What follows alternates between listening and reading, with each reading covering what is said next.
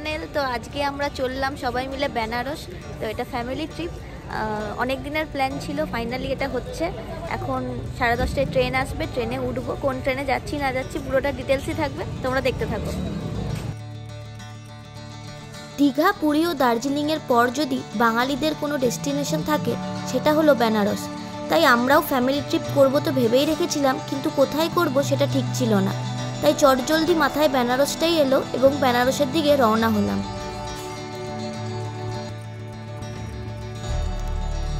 বেনারস যাওয়ার জন্য আমরা রাত 10:42-এর বিভূতি এক্সপ্রেস ধরলাম আসানসোল স্টেশন থেকে, যেটা আমাদের বেনারস জাংশন পৌঁছেছিল ঠিক 9:30-এ। আসানসোল জাংশন থেকে বেনারস জাংশন অবধি ভাড়া লেগেছিল 355 টাকা পার হেড।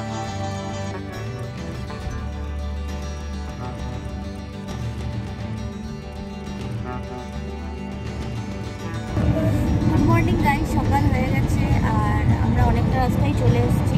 ট্রেন মোটামুটি 1 ঘন্টা লেটে চলছে। রাইট টাইম তো 9:30, তো দেখা যাক কখন পৌঁছায়।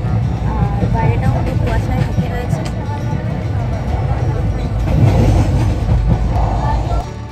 ঘন কুয়াশাকে পাশ কাটিয়ে ট্রেন যখন গিয়ে দাঁড়ালো পণ্ডিত দীনদয়াল উপাধ্যায় জংশন, তখন ট্রেন থেকেই দেখতে পেলাম বড় বড় পেয়ারা।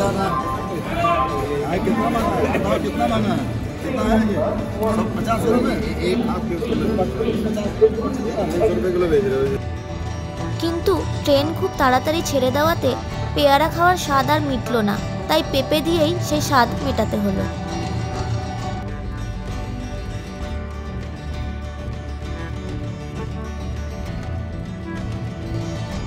ট্রেন চলতে শুরু করলে আমি আর অমিত গিয়ে দাঁড়াই দরজার সামনে, বাইরের দৃশ্যটা উপভোগ করার জন্য। সেটা সুন্দর করে ক্যামেরাবন্দি করে আমাদের ভাই।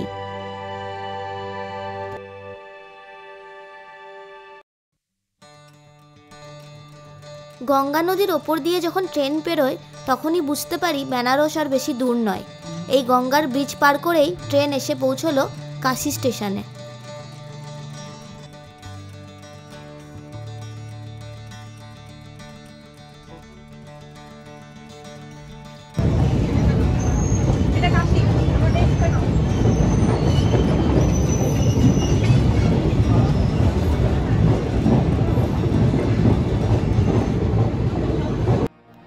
অবশেষে ট্রেন আমাদের সঠিক সময়ে বেনারস জংশনে নিয়ে পৌঁছালো 9:30-এ।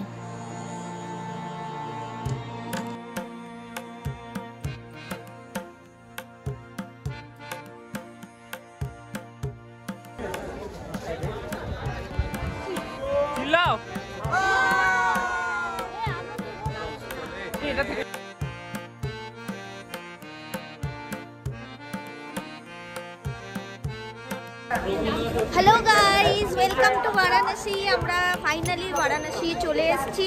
আর ট্রেন রাতেবেলা 1 ঘন্টা লেট থাকলেও একদম বেনারসে টাইম টু টাইম পৌঁছেছে। জাস্ট 9:30 বাজছে আর আমরা সবাই ঢুকে পড়েছি। এবারে আমরা হোটেলের দিকে যাচ্ছি, মাঝে হয়তো একটু জলখাবার খাবো। তোমরা দেখতে থাকো।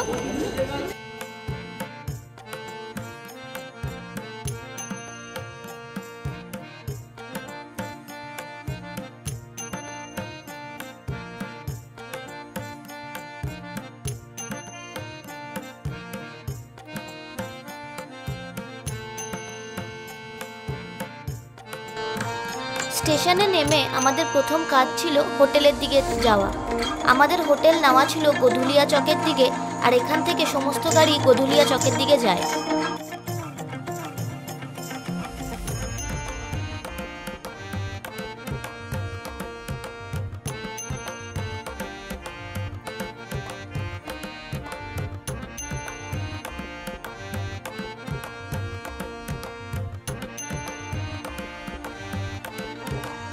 হোটেল যাওয়ার জন্য আমরা গাড়ি ভাড়া করেছিলাম। এই গাড়িটার ভাড়া ছিল 400 টাকা পার গাড়ি। এছাড়া তোমরা অটোও করতে পারো, যেটার ভাড়া থাকে 120 টাকা থেকে 150 টাকা।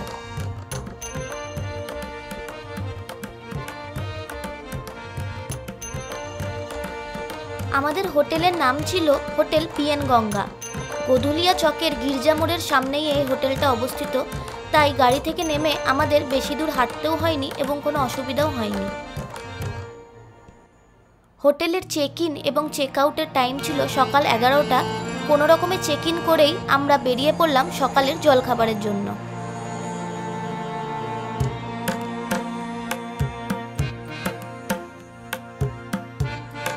সকালের গধুলিয়া চকে আমরা যখন হাঁটতে বেরোই তখন দেখি গধুলিয়া চকে পুরো জমজমাট পরিবেশ। ভেবেছিলাম সেদিনের সকালের ব্রেকফাস্টটা আমরা কেসারি চাট কর্নারে খাবো, কিন্তু জানতে পারি কোনো চাট কর্নারই দুপুর 1টা-1:30টার আগে খোলে না। তাই বিশ্বনাথ গলির 1 নম্বর গেটের পাশেই আমরা চলে গেলাম কচুরি খেতে।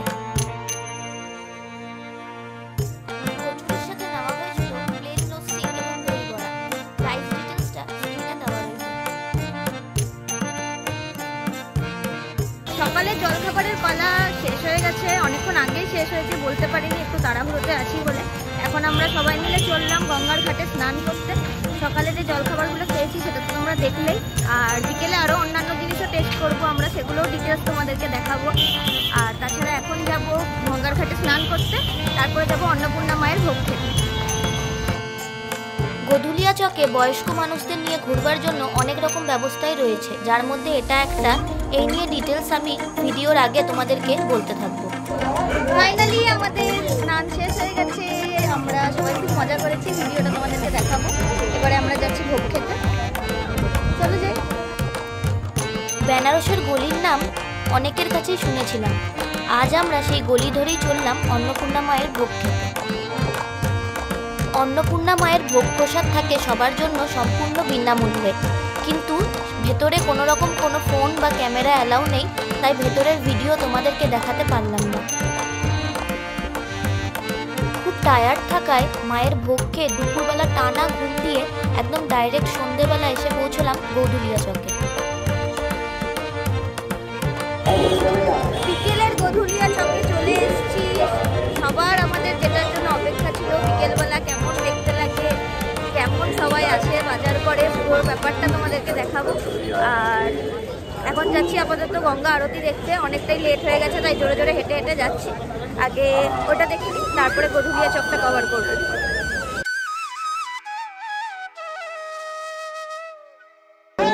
তো অনেকক্ষণ তাড়াহুড়ো করে পরে চলে এসেছি ফাইনালি দশাশ্রমের ঘাট। আর অলরেডি ভিড় হয়ে গেছে, একটু লেট হয়ে গেছি, তাও যতটা পারবো দেখাবো তোমাদেরকে।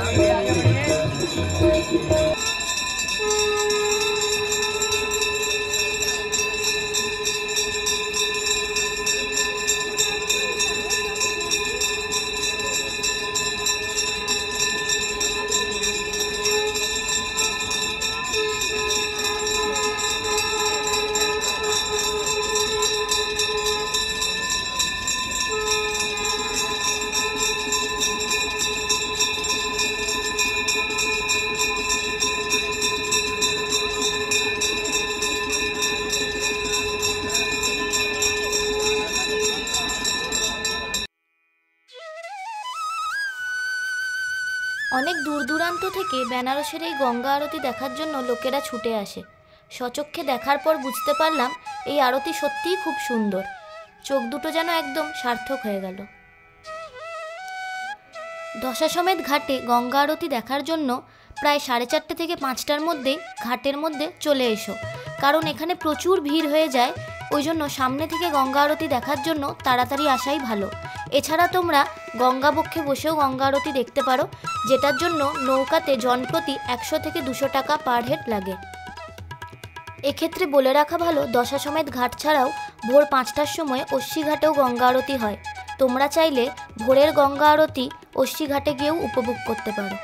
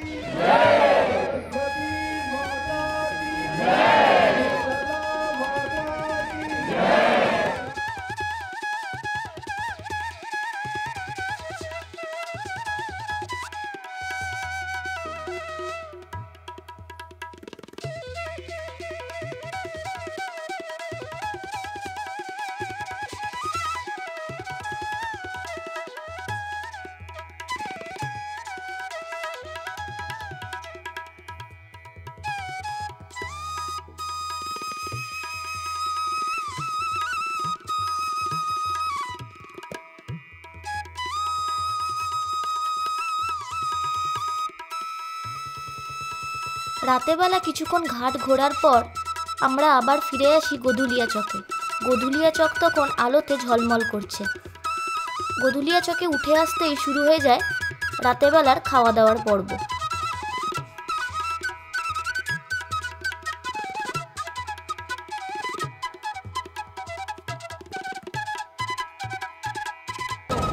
টিপ আলটিমেটলি পুরোটাই উঠে গেছে। এবারে আরতি দেখে পরে একটু কেশর মালাই মিল্ক খেয়ে আমরা যাচ্ছি। এবারে একটু শপিং করব আর পুরোপুরি গোধুলিয়া চকটা ঘুরে দেখবো। এই সেই গোধুলিয়া চক যেটা দেখার জন্য হাজার হাজার বাঙালি ছুটে আসে, সবাই মিলে মজা করে। তো এখন মজা করতে করতে যাই আর তোমাদেরকে দেখাতে থাকি।